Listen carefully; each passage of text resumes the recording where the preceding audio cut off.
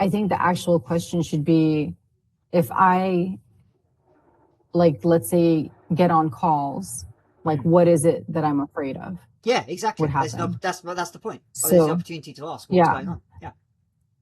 So if I feel like that, just depending on the person, for me at least, like, let's say it's like content creation. A reason why I would put off content creation is because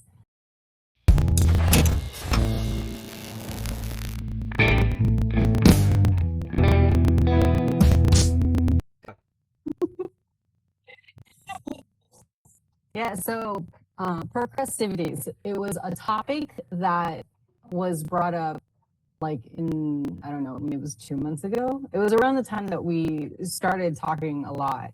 And procrastivity, which is also known as productive procrastination, was a topic because it's basically you're being productive, but you're actually just being busy. So there's a difference between actually being productive and just doing busy work. So you can, it's like, let's say you need to record content, but instead you're organizing your emails, you're cleaning up around the house, you're cleaning up your desktop, you're checking your DMs, all these things is to record content, then why what you're really doing is avoiding that, but you're keeping yourself busy and like satisfied with that kind of work. So it's it's just like a false sense of security, basically, because yes, things are being done, but it's not going to be the things that move the needle forward. So essentially, you'd probably, if you're avoiding the thing that's the most important, you're doing the low leveraging task on purpose and then using those to feel that gratification and false sense of clarity that isn't really there. You know, it's it's a trick. It It's a is a trap. trick. Yeah. It is.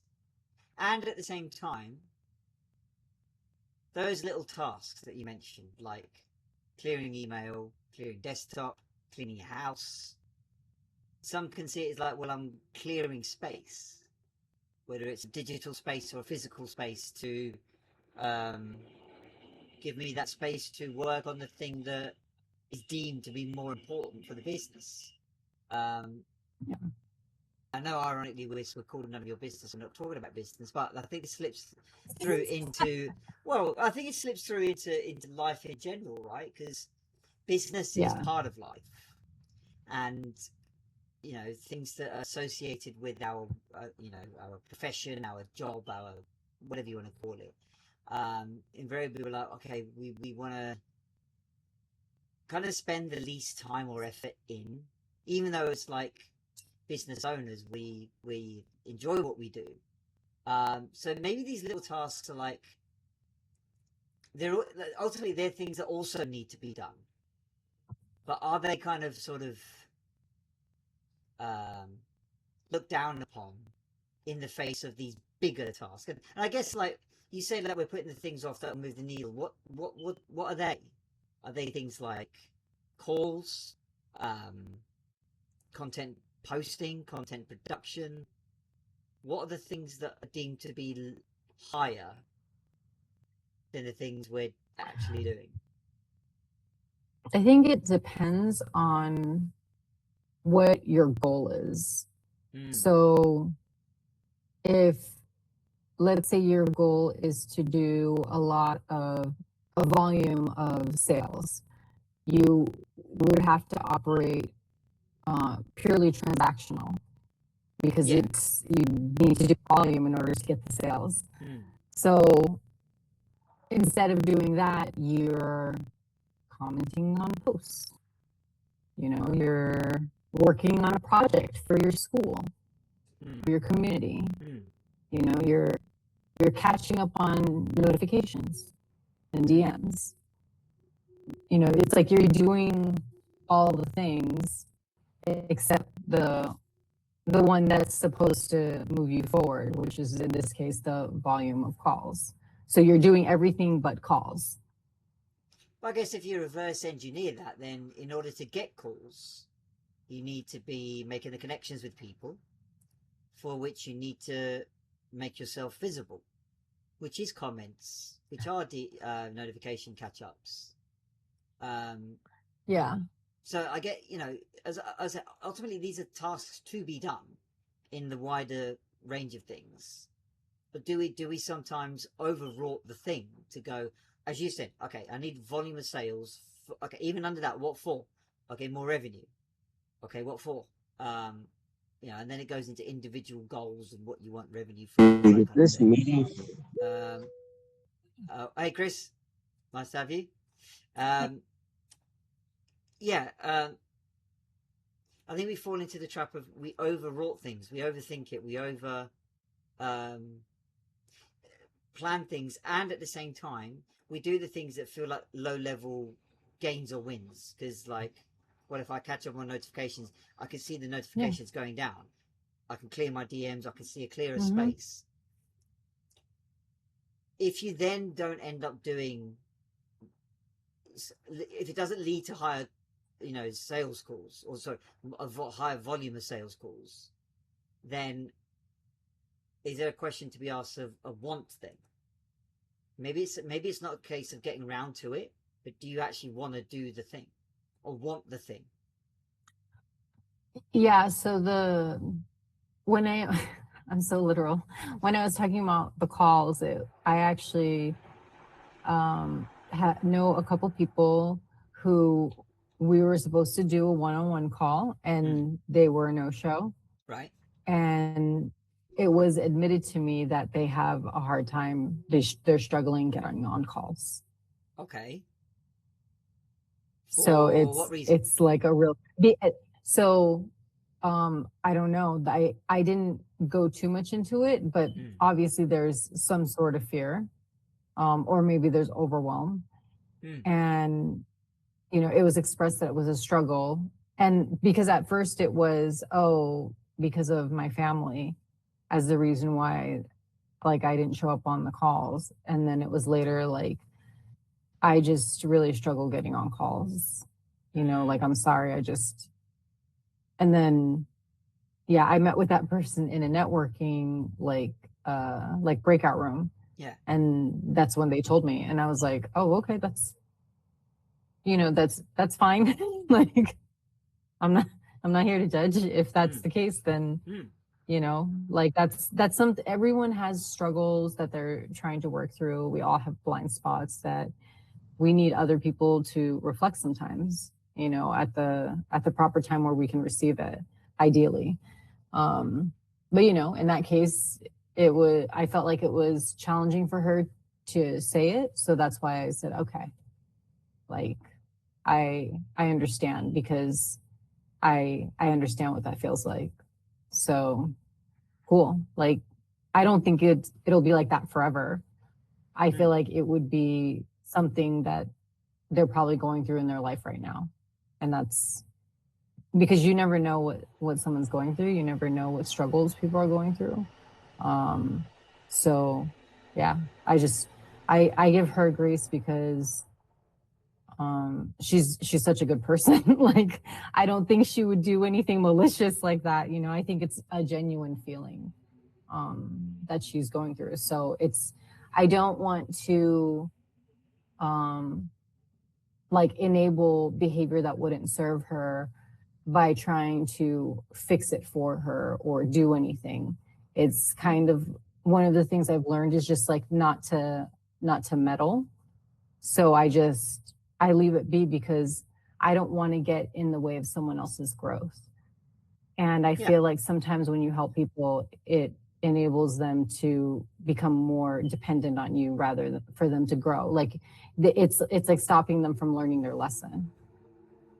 So maybe, yeah, I just took it somewhere else. but maybe in that, no, but maybe there's a lot of truth in there, because maybe in the term itself, procrastivity, we may be focusing on the activity section of it, or like, we're putting off something, we're delaying something, rather than the former of productive. And maybe we're Yeah. looking at a lens of like, well, okay, you're doing all these little things, but they're not really adding much or contributing to much. Is that maybe our judgmental voice or negative confirmation bias from our brain that's going, okay, you've done this thing, but it doesn't really count. It's this thing you need to, this is what counts. This is what looks like it counts to others, to you. So, and at the same time, though, part of the subconscious goes, well, okay, you know, at least you cleared your email, at least you cleared your notifications and stuff. That's something. But we quickly sort of put that aside and go, okay, what didn't we get to? Now, I wonder, like, you know, so the person that didn't come to your one-to-one call said that, you know, they were genuinely swamped with family or they struggled to Oh, come yeah. to calls. I think that's a wider question to go, okay, you've identified that I actually struggle with, sounds like, I don't know, time management, organization. So it's maybe an opportunity to go, okay, what does that look like for them? Do they want to get on more calls? The fact that they're booking them means that, okay, there's a want there, but at the same time, there's an invite to go, am I doing something because it looks performatory? Like, oh, look, my calendar's full, and like that gives you a sense of, oh, I'm busy. And at the same time, if you're not getting around to actually going on to them, do you actually want to be there? Yeah, I think it has to, I think the more, because you can theorize about that, but I think the actual question should be, if I, like, let's say, get on calls, like, what is it that I'm afraid of Yeah, would exactly. happen? That's the point. Oh, there's the So, opportunity to ask what's yeah. going on. Yeah. So if I feel like that, just depending on the person, for me at least, like, let's say it's like content creation. A reason why I would put off content creation is because what if the content does do well? Oh, does do well. Okay. Yeah. Ooh. And what if it does so well that it gets to a point where I lose my privacy again? Ooh. So I'll put it off, but I know content is king. Like, I know that if you really want to make an impression on at least one human being and help them, like, you do it through content, you do it through putting yourself out there and letting people see you, because it gives the person watching an opportunity to also put content out there or put themselves out there and letting themselves be seen. So it's like this type of exposure.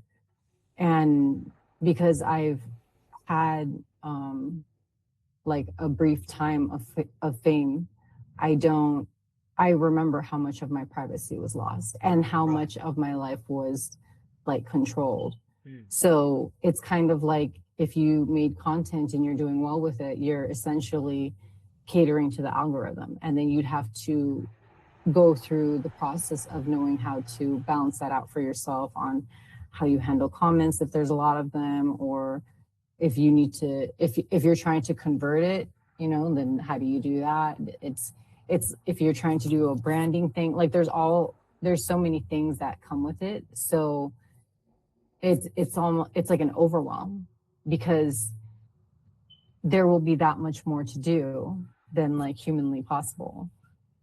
So it's going through the process, like, at least for me, when I experience things, because I do things in volume, um everything happens really fast. Like speed is crazy when people, because I don't have context of things, because I'm doing it for the first time, but people have reflected on me like, oh, you've done this really fast, or you've learned these things really fast. Like, you've learned more about this than, like digital marketing in particular. It's like you've learned more about that than like what somebody could have taught you in like a year, because you just go all in. So it's one of those things, because I know how I work and because I know I can do things in volume. I I think about what would be the trade-off, the costs, the consequence of making content is what if it does well and I lose my privacy, and privacy does become a luxury because it's happened before. And it happened a little bit when I was in the modeling industry, but it's just that, like, I don't want to, there's some like safety things where that I wouldn't want to go through again. And yeah, that's how I put it off. I just go, there's everything else that's going on. There's my school community, because that's the other part too, is I I have a school community and my members are important to me. And for me, it's like, if I can't show up for my members, then how could I show up for more people? So there's like a dedication there as well. But it's also, if I want to really make an impact, I should put myself out there, like, honestly and authentically, and that's where making the content and posting it, like on YouTube or Instagram, TikTok, wherever, comes in. So it But that's, sounds, yeah, that's my perspective. but it sounds like then, if we think of the phrase, it's the two halves come together: production and procrastivity. Production is like, I want to do things, I want to get things done. You want to make your way through a task. The procrastivity part is, I'm putting it off due to an underlying fear or belief or pattern.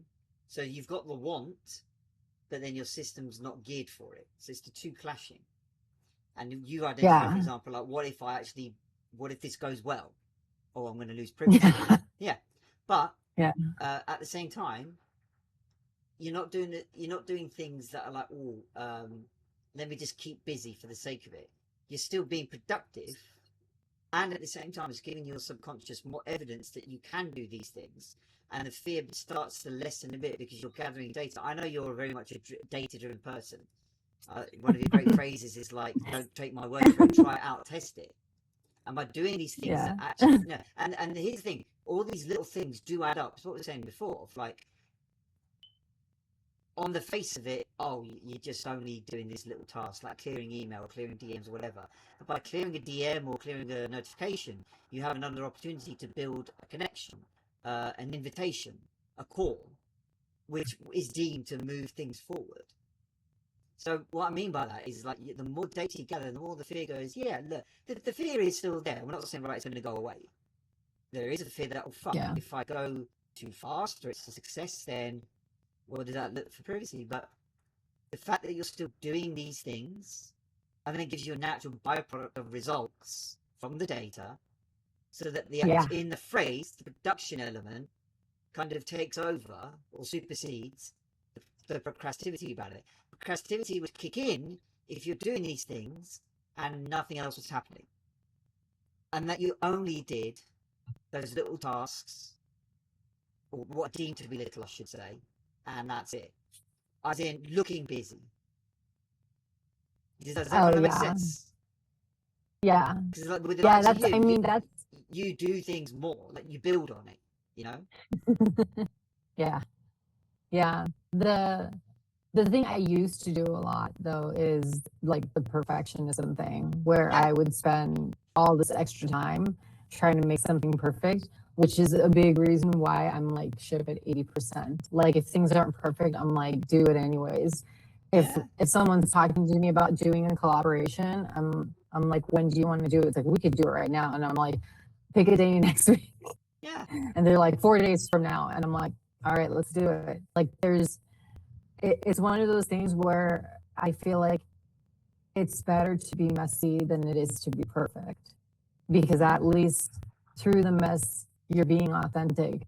Because I feel like I think that because so many things are polished, like, we'll do a lot of comparisons, and it's just really not necessary. Like, you don't have to be perfect. Like, no one is. And, a lot of the times Mm. it's like, we all know what we need to do, but we're not doing it, whatever that is for us, and everyone has that, Yes. so Yes. So that's where it becomes the individual question of, Why aren't we getting to the things we say we want to do? You know, we've planned them, it looks good, it all looks color coded, all looks planned out. Why do we not do it? Comes back to, I think, what you were saying about it's an individual fear about something. I think it'd be, you're pointing to an outcome that hasn't happened yet, but what you think's going to happen. So, if I post more, I'm going to be more successful. I don't know what that looks like. A fear of success. If I post and nothing happens, then that will all have been for nothing. If I plan an event and no one shows up, well, what's the point in doing another one? And that, I think, then becomes the individual question of like, okay, can you hold that fear and go, well, it's a bit of a crossroads. You either go down that belief and go, right, that's the only thing that's going to happen, or you have a chance to go and embrace more data of like, okay, but what can also happen is it does go well, you know, people do show up or whatever. And then you use that to go, okay, well, how can I increase the chances of that outcome happening? I think a lot of this feels like it's outcome based, right? You know, even away from business, you know, if you ask someone out on a date or organize a party or whatever, oh, they're not going to say yes, no one's going to show up, because you preclude an outcome. Never mind the work along the way. I think we just default to, like, you know, those kind of outcomes of like, that's not going to work. I can't achieve that. So it's belief based. Yeah. And the belief comes down to you. Maybe a bit of imposter syndrome as well. Like, oh fuck, if people turn up, then bollocks, I've got to look an expert now, or I've got to make sure that everything goes right. So that's when perfectionism would kick in. I'm going to make sure everything's done in my control. There's a human need again to make sure everything runs smoothly. And it can turn into procrastivity if you keep going, oh, I'm not going to post or record something until it's spot on, edited out, all this kind of thing. So the procrastivity part, where we said before production will kick in as you keep doing these small things that add up. Procrastivity kicks in when you're stuck in those patterns, so that then the actions slow down or get smaller because of like the belief that you're still holding on to. So the action itself isn't the issue, it's what you believe about the action, I think. Yeah. Excuse me. I feel like there's like an emotional reward behind it sometimes too. Which one? The procrastivity? Yeah. Yeah. I was productive. I was feeling vulnerable and scared, and I made progress. Like, for me, that's that perspective. Yeah, there's a few points to it where the outcome base is something that I do my best not to focus on. So for example, if I decided that I was going to make content, I wouldn't think about the outcome. Right. I would think about the inputs, because that's where like I really prosper, is just going off of inputs, because especially with my experience, like in this particular field, at least, you go through the journey and then the destination isn't what you thought when you got there. And that's a big reason why I don't like to focus on the output, because if I'm focusing something outcome based, I feel like that's limiting like what it could be. Instead, if I would just be open to whatever it could become and just being open to whatever the journey brings, then I feel like I would go through it easier, at least. Okay. So in that regard then, what's the role of goals in all this? Because I feel goals can be good as maybe like a North Star orientator or a direction finder as to where you're headed. But again, do we overthink that? Do we hold ourselves to ransom on goals? Because when it comes to production and procrastivity, it's the idea that we're working towards something. Well, otherwise we wouldn't be doing we wouldn't be doing something. And at the same time, you mentioned that you take the outcome out of it, and the inputs and the process are the more important things, and the outcomes will kind of take care of themselves. So are we? Because there is a lot of talk, and I don't think there's a right or wrong answer for this. That people focus on goals, like make the goal and make it so tangible and make it that realistic to you, and all the talk behind that. But Yeah. is that too overarching? I don't know. Like, what do you think? And with procrastivity, what's been your personal experience? That the smaller things do add up. If you're only doing, well, it comes back to what I said at the beginning. What are small things? Because those things all add up. I'd say if you're getting into the realm of you're doing other things completely, right? Okay, let's say it is a business idea or goal, and you have set tasks, set things you do, not even in a checklist, but going back to your example, if you want to increase volume of calls, you know that like comments and DMs and interactions are important.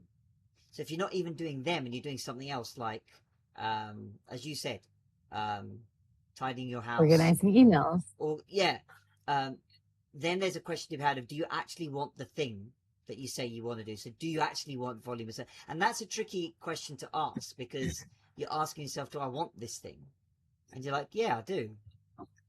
But there's a chance here to go, do you actually? And also, if you don't want this thing, that's okay. I think maybe we shy away from going, oh fuck, what if I realize I don't actually want to do this thing, or don't want this thing? Then what? Then there's that fear of uncertainty of what next then. So I'd say, coming back to your question of like what's my experience of it, it's like, I feel as long as I'm doing the thing, so doing the things that work towards this outcome, this position, that works for me. And if it's not, ask myself why. And I actually document that myself. I have a document that says, okay, here's an area of life, not even a goal. It could be physical fitness, then it could be relationships, then it could be the business, then it could be whatever else, passions, hobbies, whatever. And then next column will be, okay, what do I want?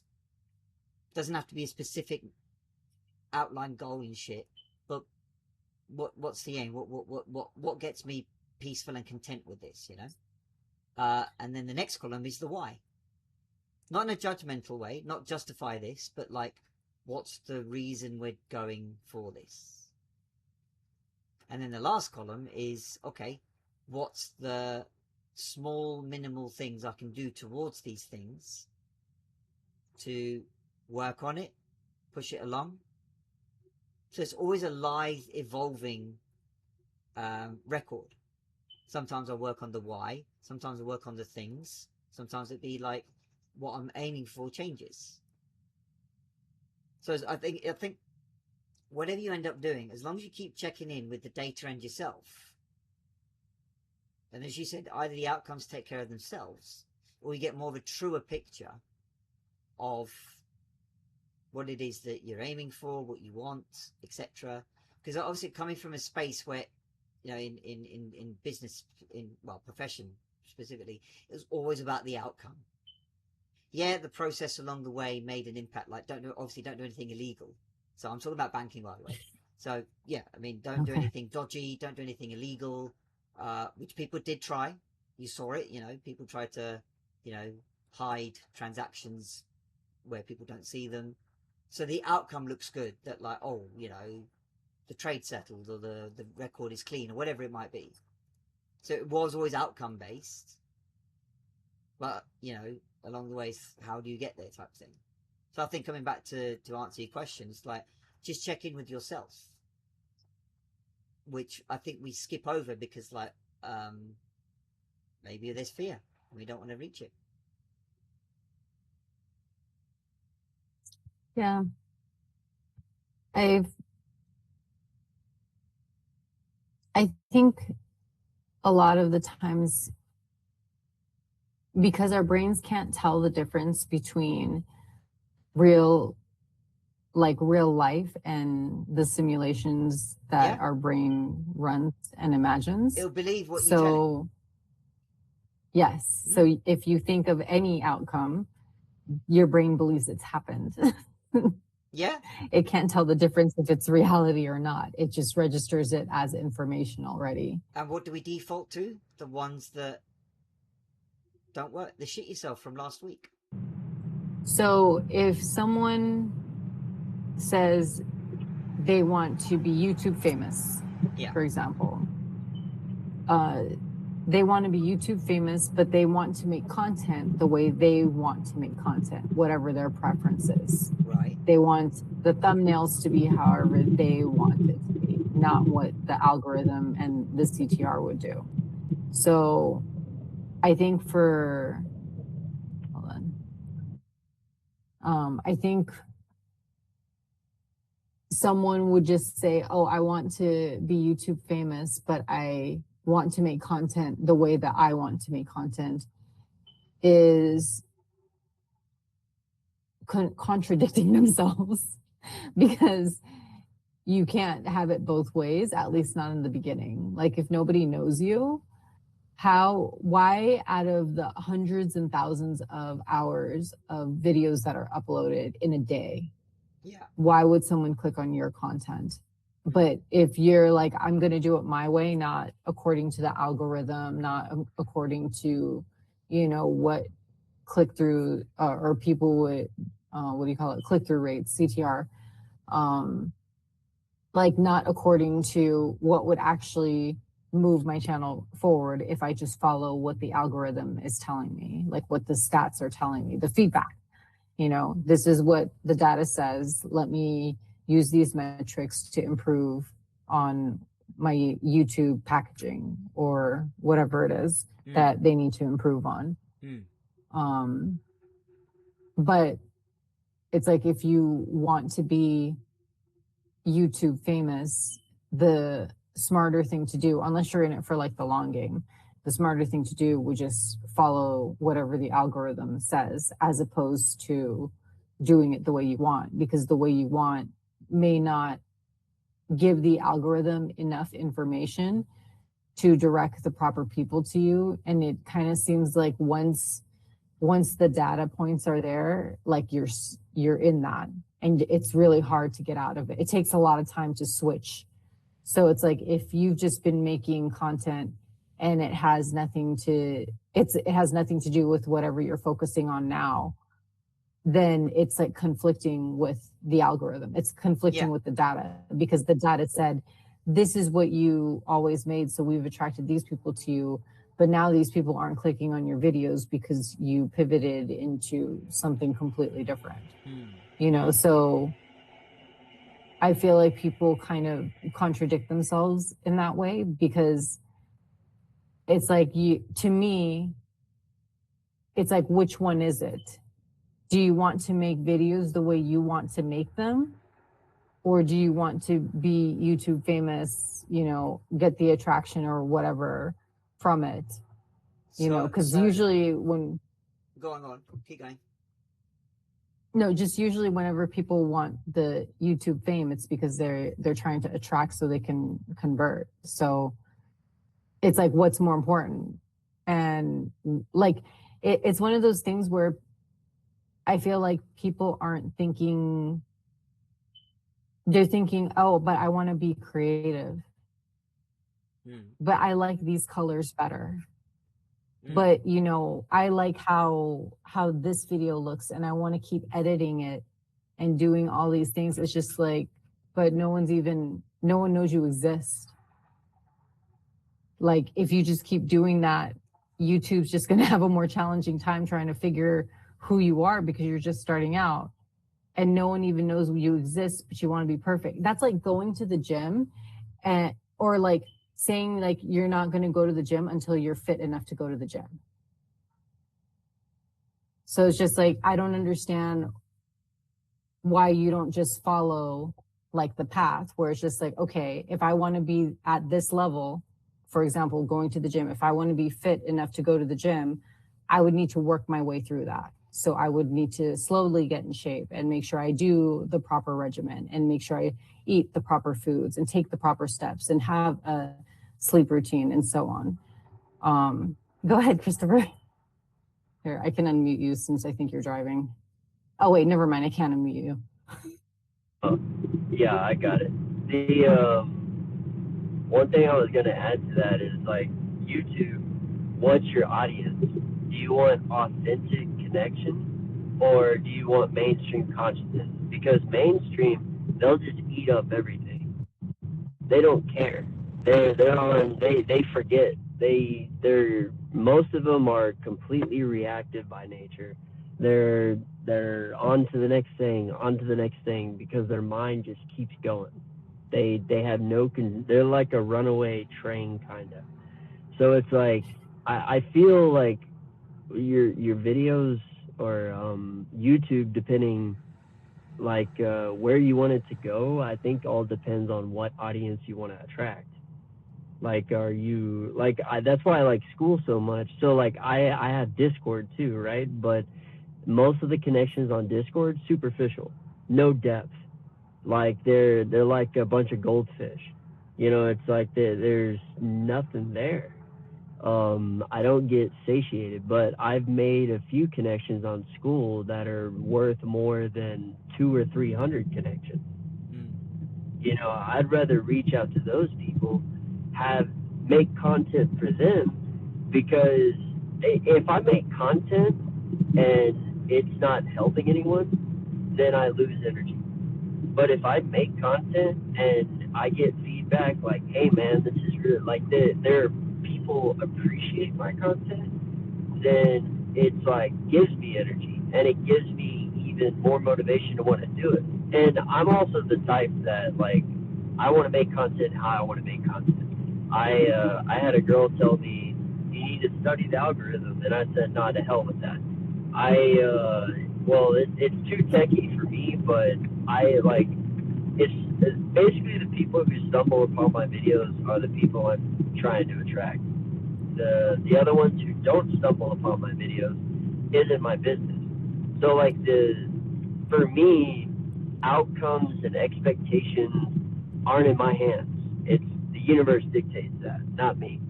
I'm just doing my part in this human show, with all these crazy people. But yeah, anyway, I just wanted to share that. I thought that was No, that's a good point. Yeah. I think it leads on maybe to the question of, in that example, is the procrastination disguised as I'm going to stick to what I know? And only until somebody points that out to the person do they then have that moment to go, right, as you said, you can either continue to do your videos in your way that you feel you're comfortable with, versus if you want your channel to grow, these are the steps you need to take. Then I think we're slipping into the world of like, is there a right or wrong way to do these things? No, I don't think so. Go ahead, Christopher. Yeah, I think it's a balance between the both. I think like you should still focus on channel growth, but I don't think that it depends how you model like you basically follow an algorithm that you didn't create, or you follow the beat to your own drum, your own algorithm. And the way that you follow your own algorithm is staying authentic and aligned with who you are inside. And if you compromise there, then then that's when like you bounce out of alignment. Yeah. I know that's like kind of spiritual stuff, but that's the best way I can describe it. Because I personally run on energy. So like energy dictates everything I do in my life, where I work, who my connections are, who my relationships are, everything. I can't. I don't like running on a script. It's not for me. It's some of my friends can do it. They do it flawlessly, but or they do it really well. But I can't I can't run on that. It's like it's just like take it. I have a bachelor's degree in math, but I work 2 jobs right now as an overnight grocery store stocker 3 nights a week and 3 days a week moving furniture. So it's like, I could get a higher paying job, but I don't want to It's your because thing. Yeah. But yeah, well, I was just pretty saying, much. coming back to the question of the person that chooses to stay authentic or to themselves, and at the same time go, oh, but I want to grow my channel. Are we coming back to the question of, okay, what do you want then? Because sometimes we say a lot of things that we want, sounds good, and then when we actually, even if we consider the work it might involve to get there. So is it to go back to what you want? The thing is, I think that, sorry, I'm going to mute you, Christopher, because I hear myself in the feedback. Thank you. Your doppelganger. I'm like, why is there an echo? Yeah, I feel like if it's something that you haven't done before, you probably don't know what you want. You think you do. Exactly. But more than likely, you have an idea, a theory in your head, a simulation that's run, and it's like, oh yeah, let's do that. That sounds like a good idea.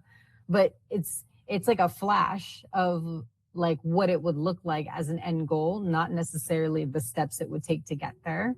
So I think a lot of the reasons why procrastivity is even a thing is because there's some sort of resistance, avoidance, fear, but really it's resistance. And I feel like Krista was saying, like, it's like a misalignment.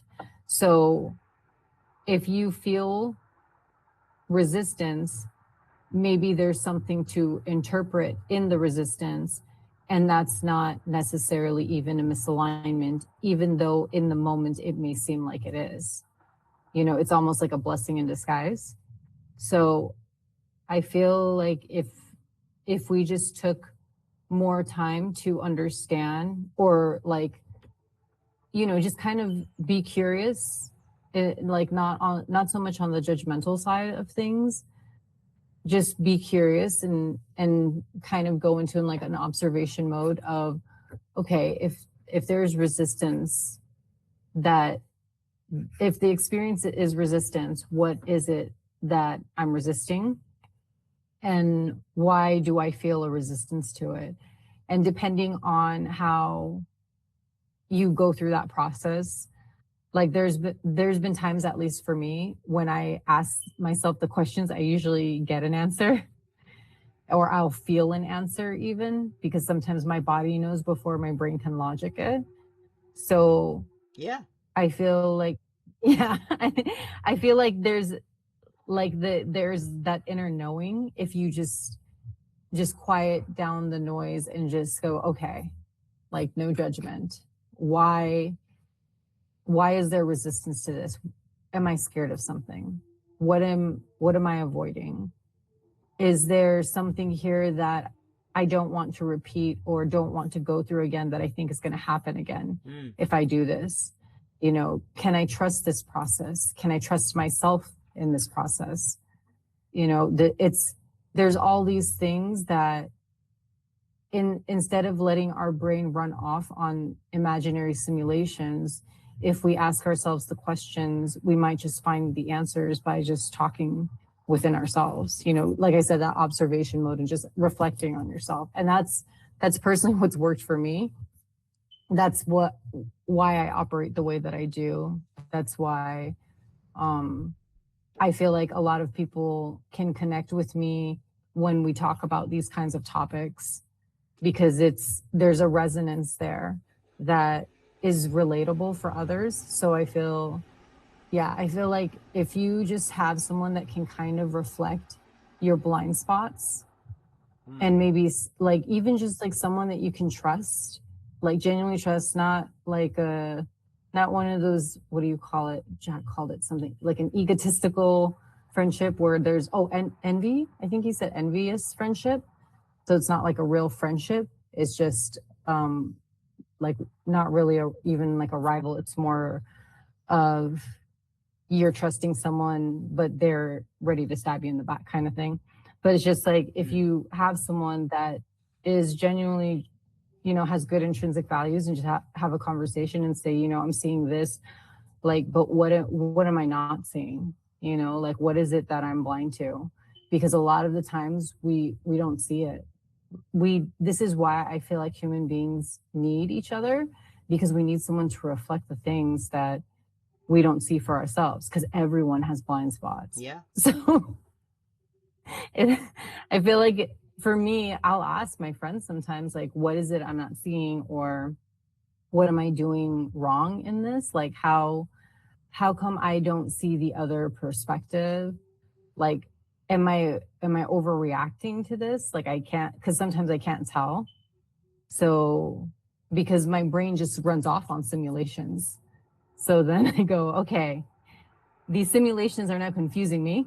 I need to talk to someone about this, and I need someone objectively to tell me what it is that I'm not seeing, because there's too many simulations that have run right now, and it's now confusing. Yeah. So yeah. I think it comes back to that central point of like introspective reflection has your answers already. It doesn't mean you find the answers and go, right, I'm done, that's it. It's the platform to serve, okay, now what? So it asks you things like, why are we doing this? Why do we want this? Not in an accusing way, but just to orientate yourself to like, are you doing something because everybody else is telling you to do it?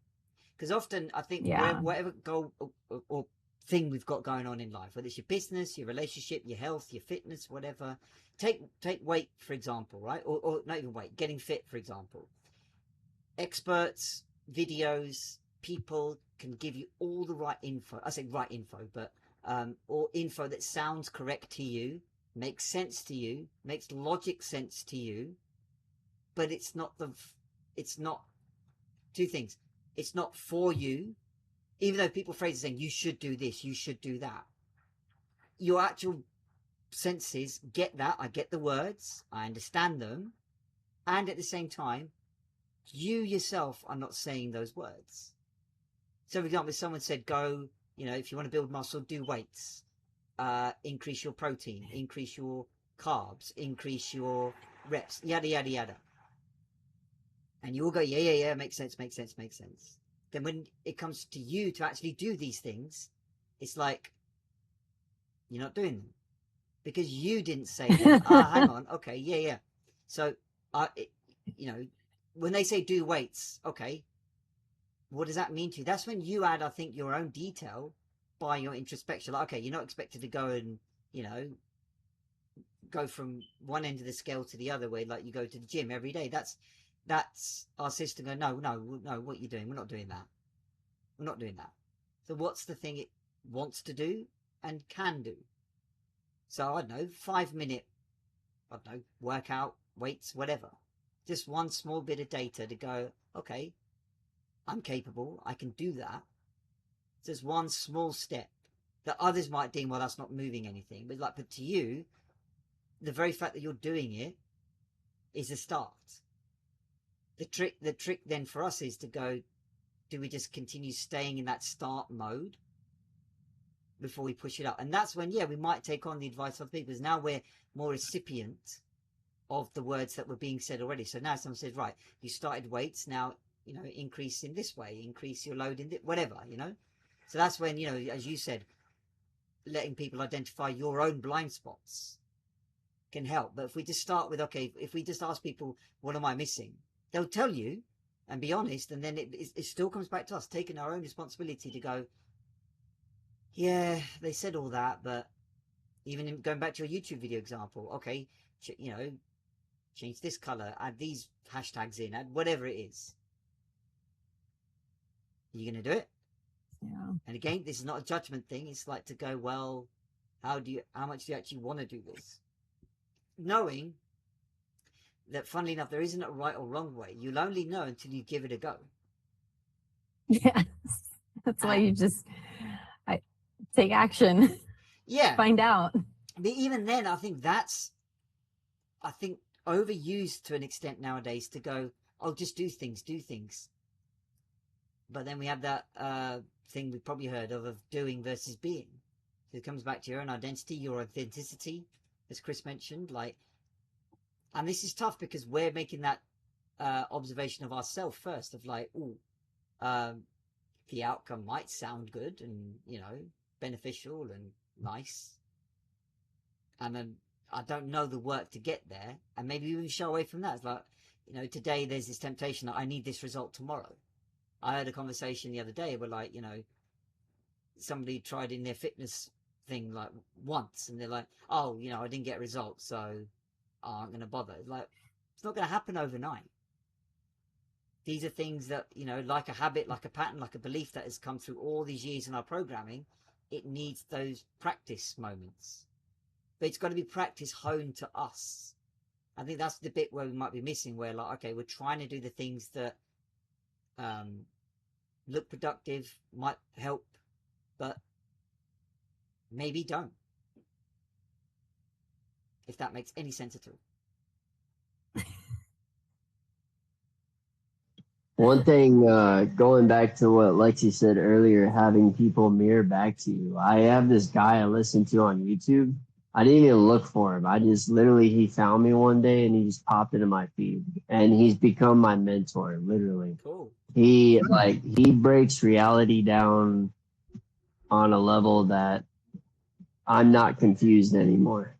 Like, I'm able to see reality, and I just really resonate with that. But he mirrors back to me when I'm missing, but he does it through like his YouTube videos. I never scheduled a one-on-one talk with him. I joined a couple of his sat songs a couple of times, but I've never really needed to like do a one-on-one because his videos, sometimes I'll be like going through something in life, and there's like two YouTubers that I follow, and they've made videos that like basically mirror back to me where I'm at and what I'm going through.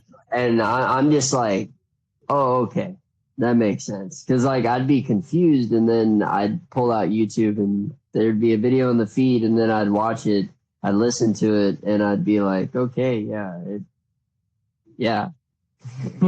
Yeah, I mean, I love when that happens. yeah, well, we achieve our own resonance, and here's the thing: our subconscious looks for proof of the thing we tell it to, or not even tell it to, but like when we tune in. As I said, the feed is not governed by us, in the sense like we got.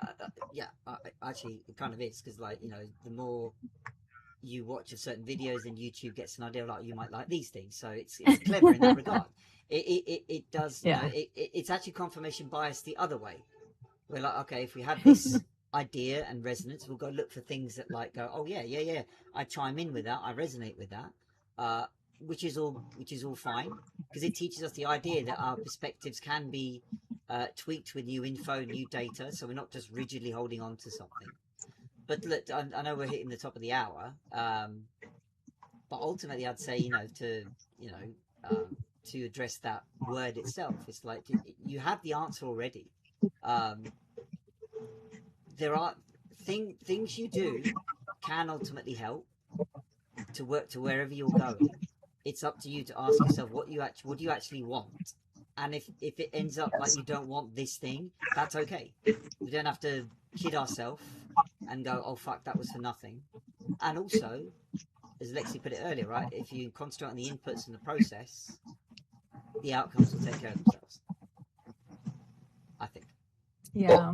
And I had one thing to add on to that is like when you're journeying to figure out what you want, the we get caught up in our own mind when we start something. Like, say you start something, it doesn't matter what it is, making YouTube videos. You do that for 4 months, and then something inside doesn't resonate with that anymore, and you like still want to put your stuff out there, but maybe YouTube's not the platform. Maybe it's like, okay, I'm gonna drop YouTube and just focus on school. And that's what you really want, but you may feel like, oh, but I've already started YouTube and I need to continue doing this. But I think distinguishing the difference, like our mind saying you need to do this because it's used to a certain habit versus what we really want to do. Yeah. And distinguishing that need and want, because that something that becomes a need, it's like some identity that may be like, you may have phased out of that identity, and now it's time to let that identity go. Yeah, I Is what agree I'm with trying that. to say. Yeah, it's basically like using your own discernment, because a lot of the times the things that we feel like we want, we still might need to become the person to like for that thing, whatever it is. Like it's if we want to be a fit person, we might need to transform into that and establish ourselves more with resonating with that identity instead of the current one that we're in. And because the current one that we're in is probably going to conflict with that one. So it's a lot of a process to do the shift, depending on how I feel like it depends on each individual, at least from what I've experienced. But for me, it's more focused on an identity shift. And if you choose to resonate with that identity, the more you can become the person who has the capacity, who has the competence, who has the mindset and the discipline to do whatever it is that the goal is of whatever you want. I was going to say with fitness, people could just always go join the military. I was in the Army for 7 years, and being in the military for so long, it's like now fitness has just become like it feels like I can go a day or two because I'm working 2 jobs right now, so I'm kind of physically like, it's physically demanding already. But if I go like 2 days without doing push-ups or something, it feels weird. Like something feels off. Yeah. So it's like what I'm trying to say is like fitness becomes a way of life. It's not just a checklist. It's like if I don't do this, especially when you hit your 30s, your body starts like changing, and then it's like if I don't do this, I sit down all day, then I'm gonna like feel like crap. But you got to be careful with that too, because if you get too much into fitness and become a fitness junkie and you're not resting enough, then you go too much the other way, where you're like working out way too much and then you just burn out. And so but your body will let you know. Like it's like if I go 3 days without doing some push-ups, my moving job, I'm doing a lot of pulling exercises and a lot of like up and down stairs. So like if I'm doing too much pulling and not enough pushing to balance it out, then I'll start to like get like cramps in my upper back, and it's because I'm not maybe I'm not stretching that area, and I'm also not targeting that push, because push and pull should have even. It's a balance. Yeah. Well, as with anything, right? You don't want to go from one extreme to the other. It's not black and white. It's grayscale. So, unconscious. We're running out of our license time. So let's put a hold on things for today. Cheers everyone for listening and watching in on this conversation. You never know where it's going to go every Monday. So the fact that we're here and having it's the main thing. So cheers everyone for joining. We'll catch you next Monday. Cheers Chris for coming along. And as we always say here, come as you are, leave as a legend. Leave as a legend. Leave as a legend. I love these. All right, everyone. Take care. See you next week. You too.